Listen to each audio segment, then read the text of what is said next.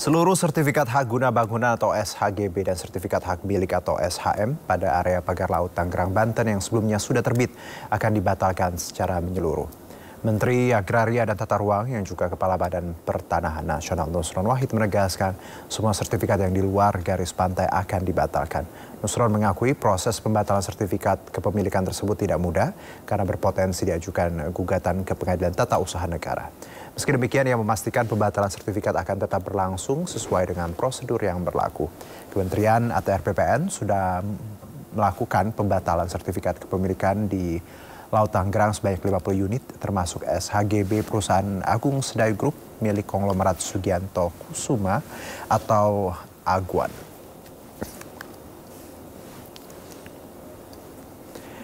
Dan untuk mengetahui status sertifikat HGB dan SHM di atas pagar laut sudah bergabung bersama kami Kepala Biro Humas Kementerian Agraria dan Tata Ruang Badan Pertanahan Nasional Harizon Mokodompis. Selamat sore Pak Harizon. Selamat sore Mas Arjuna. Ya, terima kasih sudah bergabung bersama kami.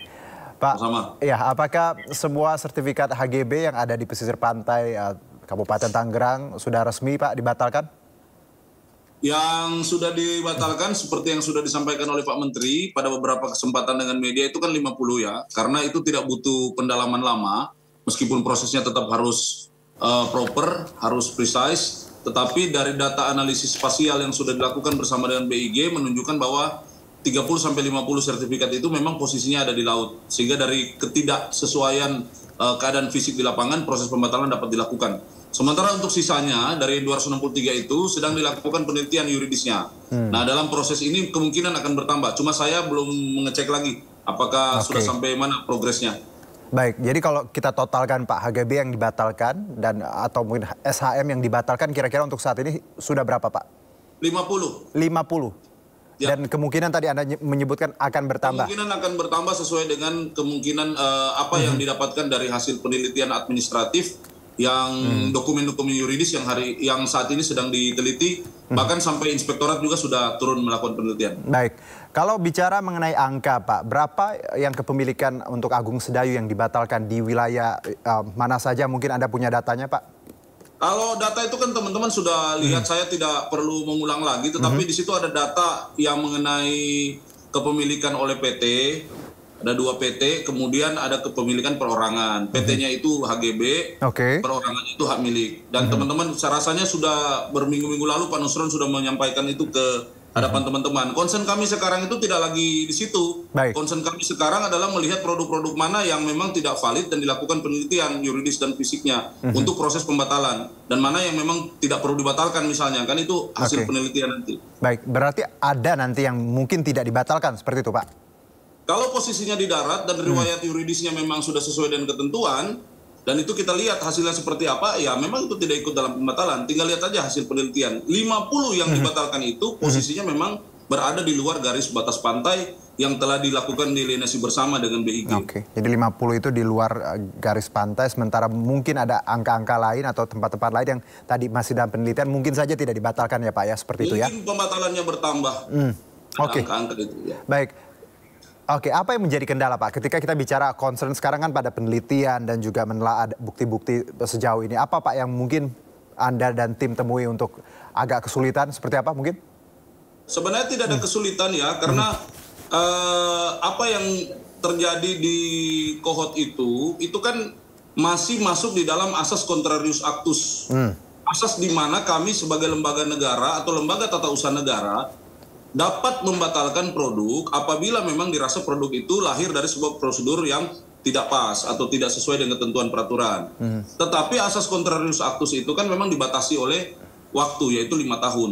Nah, ini dalam rangka memenuhi pembatalan, mungkin pemirsa juga harus kita berikan informasi, pembatalan itu juga harus dilakukan dengan tahapan-tahapan yang diatur di dalam ketentuan peraturan pemerintah, yaitu Permen 20 tahun 2021. Nah, tata cara pembatalan itu harus dipenuhi. Karena kalau tidak dilakukan, ya ini kan produk pembatalan juga adalah produk tata usaha negara. Jadi kalau produk tata usaha negara jika tidak dilakukan secara proper juga bisa digugat.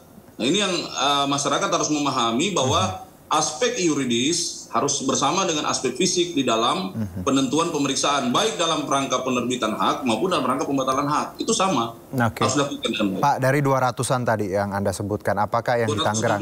Iya, apakah ada yang di atas 5 tahun atau malah lebih di atas 5 tahun, Pak?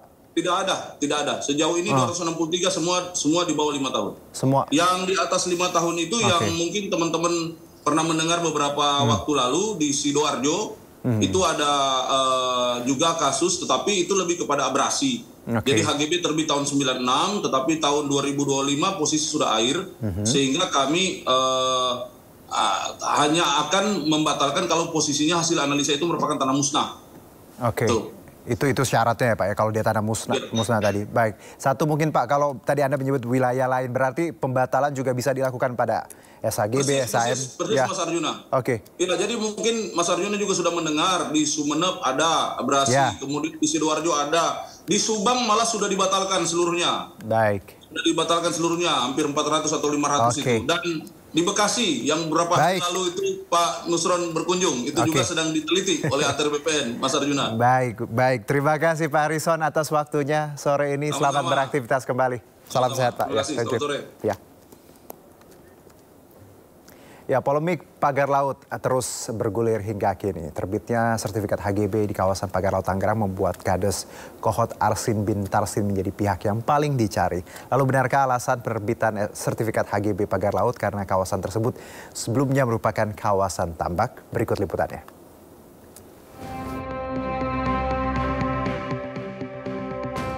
Kisruh penerbitan sertifikat di atas laut Tangerang terus bergulir. Melalui kuasa hukumnya, pihak Agung Sedayu Group mengaku telah memiliki 254 sertifikat HGB di sekitar pagar laut, yaitu di Desa Kohot, Kabupaten Tangerang.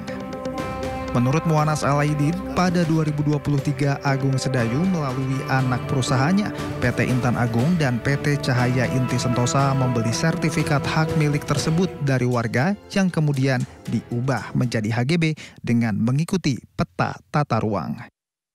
Sebagaimana pernyataan Pak Menteri, dasarnya SHM ini terbit karena ada girik yang dibuat tahun 82. Ya kan? Girik yang ada tahun 82. Nah, kemudian ditransaksikan kepada kita, dikoordinasikan, kita bayar pajak, kita beli dari rakyat.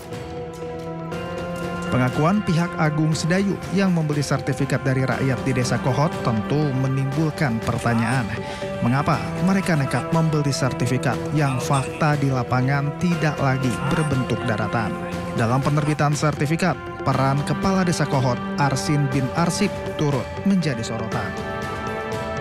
Sebelum mengabulkan permohonan melalui pengkajian yang sangat luar biasa. Pengkajiannya itu ada di pihak terkait. Saya hanya Kepala Desa hanya mengajukan permohonan. Yang saya lengkapi atas permohonannya itu nggak ujub-ujub Pak. Langsung itu, prosesnya lama banget, tahunan itu. Di Desa Kohot itu, khususnya yang ada di pinggir laut, itu dulunya tanah empang. Itu memang abrasi dan sangat luar biasa abrasinya.